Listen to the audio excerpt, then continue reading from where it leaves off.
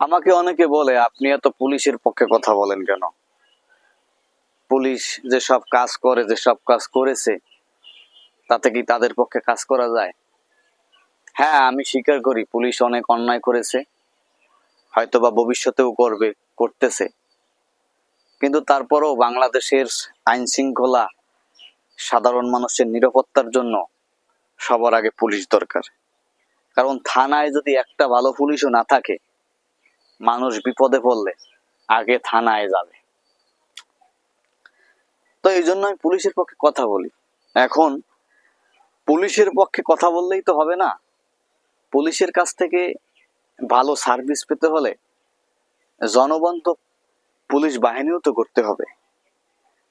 একজন এসআই, একজন কনস্টেবল যদি 10 লাখ, 12 লাখ, 14 লাখ, 20 লাখ টাকা চা খাওয়ার জন্য দিয়ে, তারা তো চা খাওয়ার জন্য নেয়, ঘুষ নেয় না, তারা তো ঘুষ খায় না, তারা সবাই সাধু দরবেশ। তারপর যদি কনস্টেবল এসআইতে চাকরি পায়, ওই লোকটা চাকরিতে এসে ভাই ও কি দেখবে যে কোন অসহায় মানুষের টাকা নাই, কে না খেয়ে থাকে, কার থাকার ঘর নাই। ওর কাছে সেবা পেতে গেলেই তো বলবে যে দাও, সামনে দিয়ে পিছিয়ে দিয়ে দাও, দেওয়ার কোনো বিকল্প নাই।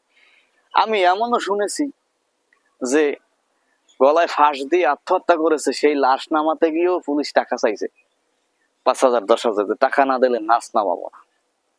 তাই বলে কি সব পুলিশ খারাপ? না, সব পুলিশ খারাপ না।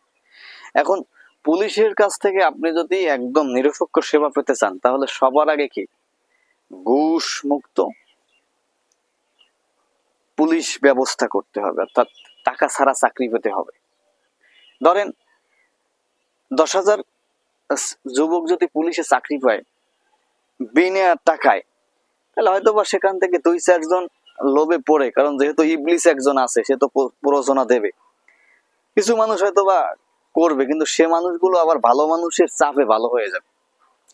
কিন্তু যদি 10,000 জনের মধ্যে 9,990 জনেরই টাকা দিয়ে চাকরি নিতে হয়, তাহলে 10,990 জন মানুষের ভিড়ে 10 জন ভালো মানুষ, তারাও কি খারাপ হয়ে যাবে। অর্থাৎ পচা আপেলের সাথে ভালো আপেল থাকলেও আস্তে আস্তে পচে যায়। এটাই বাস্তব।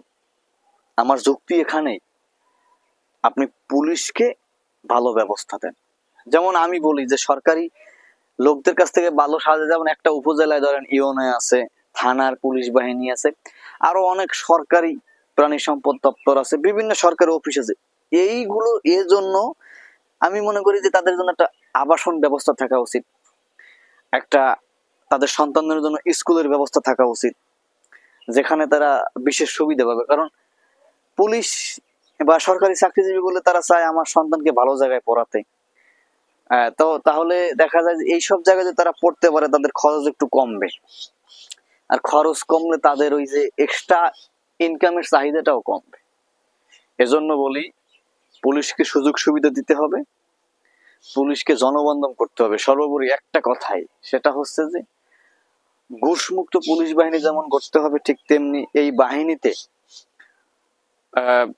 বিশেষ করে যারা মাদ্রাসা লাইনে লেখাপড়া করে, আমি তো বলি যে বাংলাদেশে কি সংস্কার হচ্ছে জানি না, কি হবে জানি না, যে এই পুলিশ সেনাবাহিনীতে বা অন্যান্য বাহিনীতে যে যারা হাফেজ, কোরআনের হাফেজ হয়েছে, দেখা যায় 8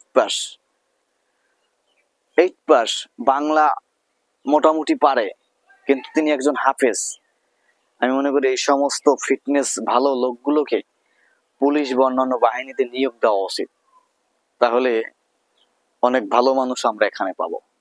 কথাগুলো ভালো লাগলে শেয়ার করে দিবেন, মতামত দিবেন, এবং আপনারাও আপনাদের অবস্থান থেকে যদি এই বিষয়ে কোনো আইডিয়া থাকে তুলে ধরবেন। জানি না কার তথ্যের মাধ্যমে, কার আইডিয়ার মাধ্যমে এদেশের জন্য কোনো পরিবর্তন আনবে।